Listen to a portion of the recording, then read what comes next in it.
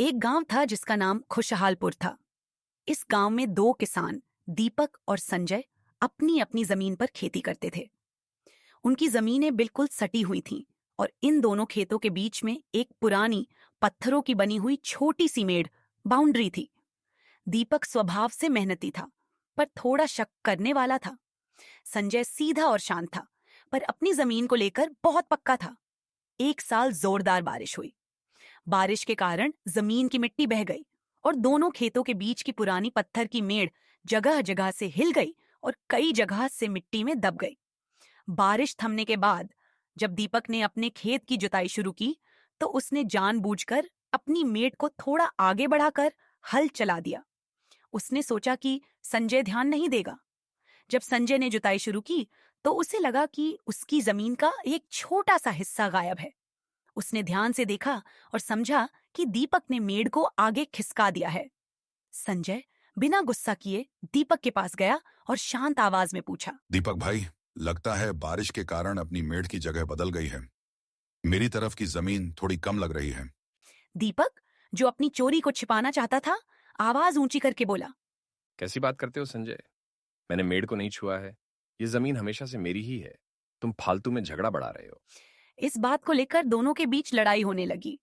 दीपक चिल्लाने लगा और संजय ने भी अपना पक्ष मजबूती से रखा। देखते ही देखते गांव के लोग वहां जमा हो गए। कुछ लोग दीपक का पक्ष ले रहे थे, कुछ संजय का पक्ष ले रहे थे।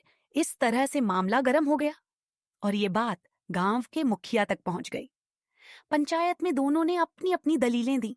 संजय नर्म आवाज से बोला, बारिश की वजह से हमारे खेत की मेड़ टूट गई और इस बात का फायदा उठाकर दीपक भाई ने गलत जगह मेड़ बना दी। दीपक अपने झूठ को छुपाने के लिए गुस्से से बोला, ये झूठ बोल रहा है। मैंने वही मेड बनाई है जहां पहले थी। कोई सबूत नहीं था क्योंकि मेड़ पुरानी थी और अब टूटी हुई थी। मुखिया भी फैसला नहीं कर पा रहे थे। तभी गांव की सबसे बुजुर्ग और बुद्धिमान महिला दादी राधा, जो गांव की हर जमीन के इतिहास को जानती थीं, खड़ी हुई। दादी ने दोनों भाइयों को अपने पास बुलाया और कहा, इस विवाद का हल जमीन पर नहीं, बल्कि तुम्हारे ईमान में है। तुम दोनों जाओ और अपने घर से एक एक टोकरी लेकर आओ। दीपक और संजय अपने घर से एक एक टोकरी लाते हैं। दादी ने दोनों भाइयों को अपने पास बुलाया और कहा, दीपक, तुम अपनी मेड़ की असली जगह पर अपनी टोकरी रखो और कहो कि यही तुम्हारी सीमा है। दीपक टोकरी लेकर मेड़ की टूटी हुई जगह पर गया। वह चाहता था कि वह आगे वाली जगह पर टोकरी रखे ताकि उसे ज्यादा जमीन मिले। लेकिन गांव वालों की नजरों के सामने और दादी की गहरी आंखों को देखकर उसका ईमान डगमगा गया। दीपक डर गया और उसने अपनी असली मेड़ की जगह से पीछे हटकर टोकरी रखी। अब दादी ने संजय से कहा, संजय, तुम भी अपनी मेड़ की असली जगह पर अपनी टोकरी रखो।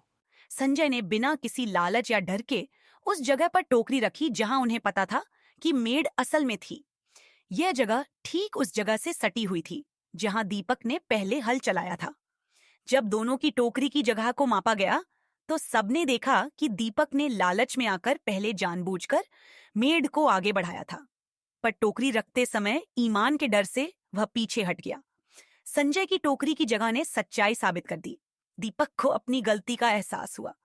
उसने संजय से माफी मांगी और गांव वालों ने मेड़ को वहीं बना दिया जहां दादी ने फैसला सुनाया था। लालच हमें गलत रास्ते पर ले जाता है, लेकिन ईमानदारी और सत्य में इतनी शक्ति होती है कि वह बड़े से बड़े झूठ को भी उजागर कर देती है।